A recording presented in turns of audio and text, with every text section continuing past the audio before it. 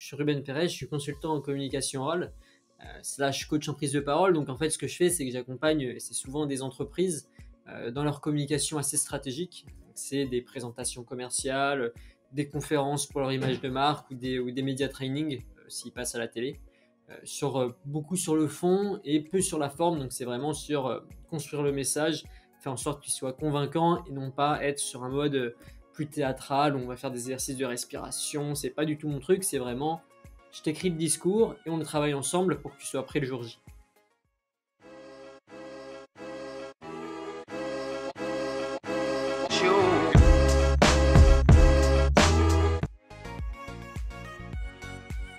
Je crois que ça vient du latin eloqui, qui veut dire s'exprimer, tu vois. Alors ça veut rien dire comme ça si tu le dis comme ça, mais c'est l'art de persuader par la parole. Et quand je te dis art, en fait, ça fait un petit peu genre, faut avoir du talent, tu vois, mais c'est pas du tout ça, c'est plus l'expertise de s'exprimer avec la parole.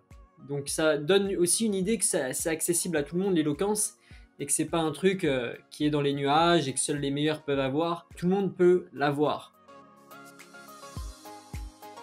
Avec l'éloquence, on peut vite, tu vois, penser que l'éloquence, c'est un truc de théâtre, d'avocat. En fait, c'est pas du tout ça, parce que ici, vous formez des commerciaux, il faut qu'ils aient l'art de persuader.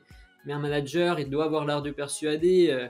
Un product manager, il doit savoir persuader. Tout le monde dans une entreprise veut faire avancer son activité et donc doit persuader quelqu'un de faire quelque chose. Donc, tout le monde devrait, entre guillemets, avoir de l'éloquence.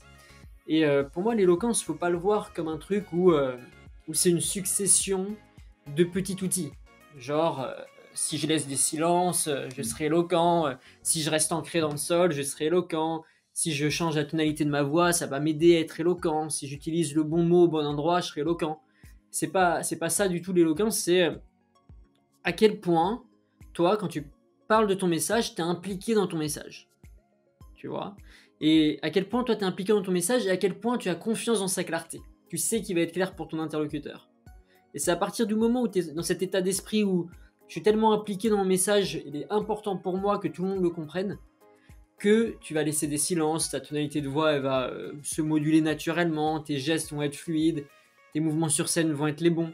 Tu vois, faut vraiment pas voir ça comme je vais apprendre touche par touche à laisser des silences, machin. C'est un tout. Une fois que tu as un message dont tu es fier et dans lequel tu es impliqué, et du coup, tu vas faire l'effort de le faire comprendre à ton interlocuteur.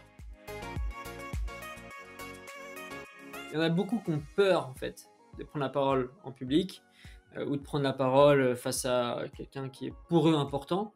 Et du coup, ils cherchent premièrement à supprimer cette peur et deuxièmement à atteindre leur objectif. Et c'est un objectif qui peut être un peu éloigné de l'objectif de l'interlocuteur. Donc, par exemple, eux, ils veulent développer leur chiffre d'affaires en Asie. Sauf que leur interlocuteur, ce qui les intéresse, c'est de régler un de leurs problèmes. Et donc, avec l'éloquence, ce que ça leur offre, c'est une capacité de se mettre au-dessus de leur message.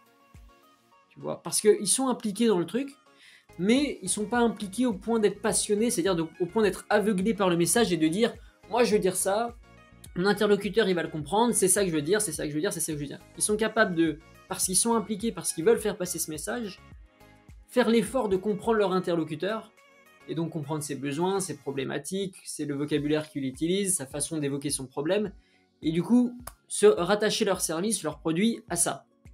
Donc je trouve que ça leur donne une certaine sagesse, presque j'ai envie de te dire, une certaine intelligence de non plus présenter leur entreprise, mais de présenter en quoi leur entreprise va répondre à des besoins qui sont très ciblés. Et ça leur permet de faire ça sans... Parce que l'éloquence, ce que ça offre aussi, c'est la capacité de parler, après j'ai envie de dire, dans un langage qui n'est pas un langage de brochure. Genre ils vont pas dire, quand tu es éloquent, tu vas pas dire oui, la croissance de notre entreprise étant de 30% cette année, je vous conseille de développer un produit, tu vois, c'est pas ça. Tu vas t'éloigner aussi de ce langage un petit peu tout fait, langage entreprise, pour aller vers un langage qui est très authentique pour toi, tu adoptes naturellement, et qui va aller dans le sens de créer de la confiance avec ton interlocuteur, parce que ton interlocuteur, il va voir que tu es naturel avec lui, que tu lui mens pas même dans ton vocabulaire. Et ça va te permettre, en plus, de créer de la confiance et d'être vu comme qui tu es. Donc, pour eux, ça leur enlève un peu la charge de la fausse éloquence sur le dos, pour finalement montrer qu'ils sont authentiques, quoi. première chose que tu dois faire, c'est peu importe ce que tu vends, peu importe ce que tu commercialises, sois impliqué dedans. C'est-à-dire sans que, tu vois, je dis souvent, tu peux vendre un clou par exemple. Donc tu peux avoir une personne qui vend un clou. Elle dit voilà, ça c'est un clou, ça permet d'enfoncer dans les murs, ça vous permet de raccrocher ça. Voilà. Elle peut ne pas être impliquée là-dedans et le voir juste comme un clou, alors qu'il y a une autre personne qui peut voir ce clou comme un moyen de fabrication pour un truc qui va être énorme et qui va bouleverser la ville, qui va bouleverser le territoire, qui va bouleverser le monde. Et si tu vois ton produit comme quelque chose qui est important pour toi, tu vas être impliqué dedans et tu vas te rapprocher de l'éloquence. Donc la première chose à faire, je te dirais, c'est de plus voir l'importance, de voir l'importance que le produit a pour toi. Après, la deuxième chose à faire, c'est de regarder ton interlocuteur, de comprendre ses objectifs, comprendre sa façon de penser, comprendre son vocabulaire et de t'adapter à lui. Celui qui est éloquent, et tu sais, dans les TEDx, c'est des gens qui sont experts, qui s'adressent à des non-experts. Donc ils doivent être en mesure, eux, de regarder leur interlocuteur et de dire en fait, ce mec, il connaît pas ça, il utilise ça comme vocabulaire, je vais pas pouvoir parler de mon expertise comme ça. Il y a plein de choses qu'ils vont pas dire, du coup. Donc c'est avoir cette intelligence de ne pas dire tout, mais de dire ce qui va intéresser ton interlocuteur et ce qu'il va comprendre. Donc tu as implication, 2, prendre du recul pour regarder ton interlocuteur et avec sagesse et humilité, présenter ton discours à lui sans te noyer dans l'expertise. Et 3, être authentique, ça veut dire pour moi faire en sorte que tu as montré que tu as quelque chose dans ta vie qui te lie à ce produit, qui te lie à ce service et qui est important pour toi, mais réellement. Si jamais je te vends un clou, moi peut-être que dans mon expérience, je me souviens du clou comme un truc où je marchais dessus quand j'étais enfant, ça me faisait mal. Rien que partager ça avec quelqu'un, même si c'est vraiment éloigné de lui vendre le clou, ça te permet de rester authentique dans ton discours. Parce que autrement, cette distance entre le toi et le produit, le service, elle va se voir et ça peut créer une fausse éloquence, cette sensation de il fait juste semblant. Mais il faut vraiment que l'implication soit réelle et authentique, quoi. Éviter de tomber dans ce qui existe déjà et ce qu'on a trop entendu, enfin ce qu'on a tellement entendu que ça devient normal. Aujourd'hui, quand tu dis à quelqu'un de se présenter, la première chose qu'il va te donner, c'est son âge, après son nom, prénom, après peut-être son hobby, après ce qu'il aime bien. Est-ce que connaître son âge, c'est essentiel pour moi? Est-ce que connaître ses hobbies, c'est essentiel pour moi? C'est des choses des structures de prise de parole auxquelles on est tellement habitué que pour nous, on sécurise un petit peu là-dedans.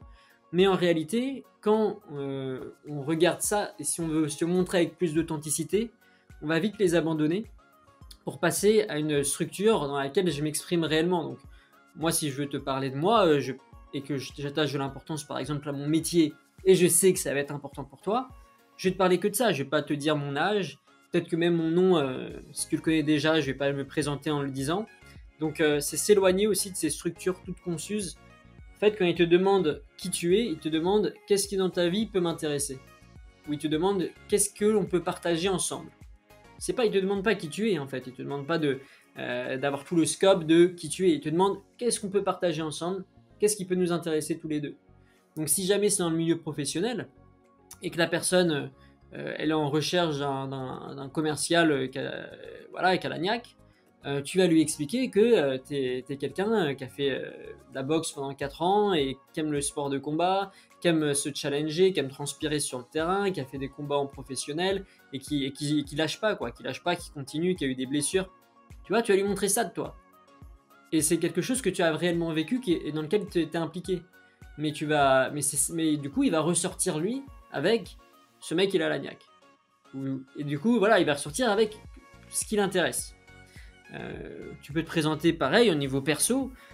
Si tu es dans une soirée que tu vois quelqu'un qui est de ton âge, tu vas peut-être lui parler non pas de ta niaque pour la boxe, mais ta passion pour le cinéma, qui est un truc un peu plus large, dans lequel il peut se sentir lui aussi impliqué. Les derniers films que tu as vus, Donc finalement, quand on te pose la question qui tu es, la meilleure façon d'être éloquent, c'est de regarder ton interlocuteur et de viser ce qui l'intéresse lui. J'ai un mentor, on peut appeler ça comme ça, mais c'est un mec qui s'appelle Sadhguru. Je sais pas si tu connais Sadhguru, qui est un Indien, du coup, qui est un gourou. Mais gourou dans le monde occidental, c'est vachement mal vu. C'est le mec qui va essayer de te faire penser des choses que tu penses pas, enfin, va t'emmener sur des chemins pour après prendre ton argent. Mais moi, c'est pas du tout comme ça que je vois Sadhguru. Et pour moi, c'est quelqu'un qui a une éloquence très calme quand tu le vois parler et qui utilise beaucoup le yoga pour montrer qu'avec le corps, on peut parler pendant très longtemps. Enfin, on peut utiliser le corps comme une arme pour régénérer son énergie et du coup diffuser son message calmement mais avec force.